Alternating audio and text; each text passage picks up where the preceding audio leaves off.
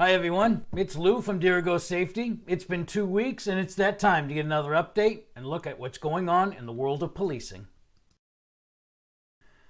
I've heard from many of you that this summer has been busy with increased calls for service and hard on some agencies, especially those that are short-staffed. More calls with less officers and making this summer public safety demands harder on many of you. I want to start in Maine, where they have initiated a 72-hour waiting period for certain sales of firearms. This newly passed law prohibits the transfer of a firearm immediately upon the sale or sale agreement and requires the seller to wait at least 72 hours before the gun can be handed over to the new owner. Now, there is some back and forth and confusion about what is meant by agreement, because this agreement does not need to be in writing, and thus a hard date of the agreement might not be in writing to prove that they actually waited the proper 72 hours. There is more to this that you can find by going to the link at the bottom of this slide. Nicely done, Brattleboro, Vermont Police, and many other departments in the service area for celebrating and hosting National Night Out Against Crime 2024. A few images from their events, and thank you to all the community partners for making these happen. It was a great day for those who took part in this annual event, first started in August of 1984 to promote involvement in crime prevention activities, police community partnerships, neighborhood camaraderie, and to send a message to criminals letting them know that neighborhoods are organized and fighting back. I read that the town of Hill, New Hampshire has a new administrative assistant with the hiring of Mrs. Tiffany Perkins. I wanted to help welcome her to the team of criminal justice professionals. Thank you to off-duty Chelmsford, Mass. Police Officer Matthew Seck, a 6-year veteran and EMT, for his drowning rescue and resuscitation of a 2-year-old girl while he was on vacation. She is now reported to be in good health. It shows that our professionals never stop training or advancing their capabilities, and even off-duty are ready to act when most needed, and lives depend upon such heroism. Great news to report. New Hampshire accreditation is moving along nicely, and they have announced that Dirigo Safety will be partnered with New Hampshire Police Standards and Training to manage this program. In short, police departments in New Hampshire can seek to attain statewide accreditation by achieving at least 114 defined standards, which include policies and practices such as de-escalation training, standardized internal affairs procedures, even management of cell blocks.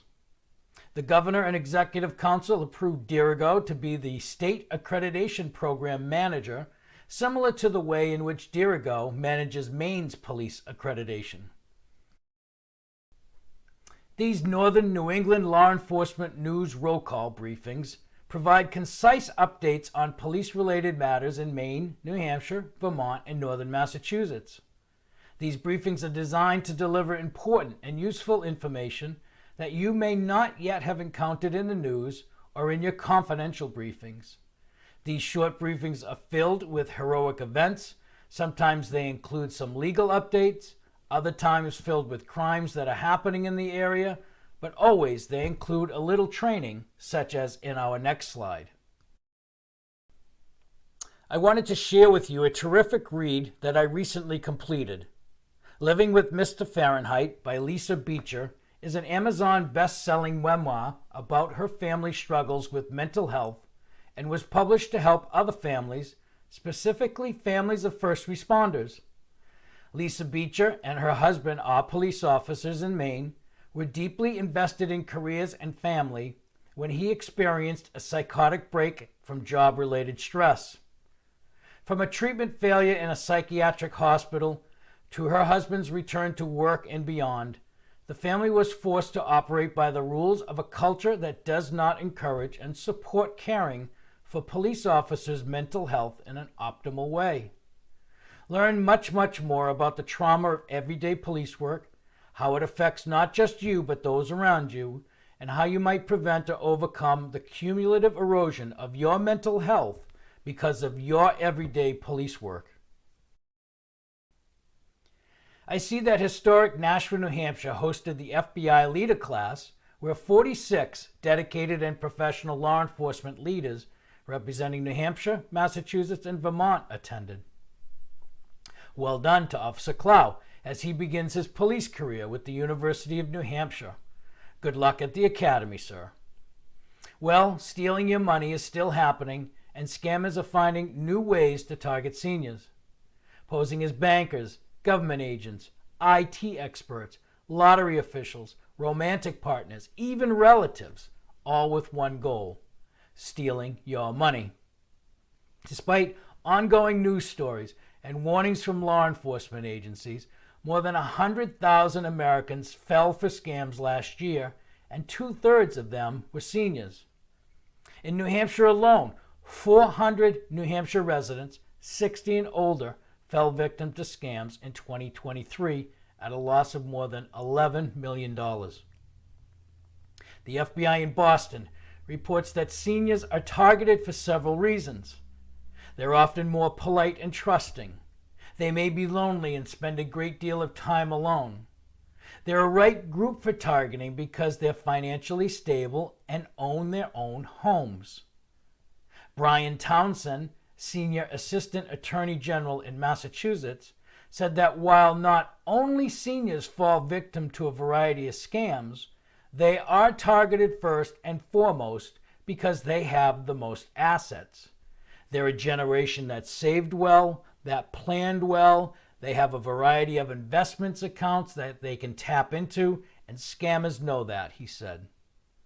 A quarter of these scams are tech-related, and it is thought that the problem is much, much higher and significantly underreported because seniors are hesitant and prideful about reporting that they got snookered.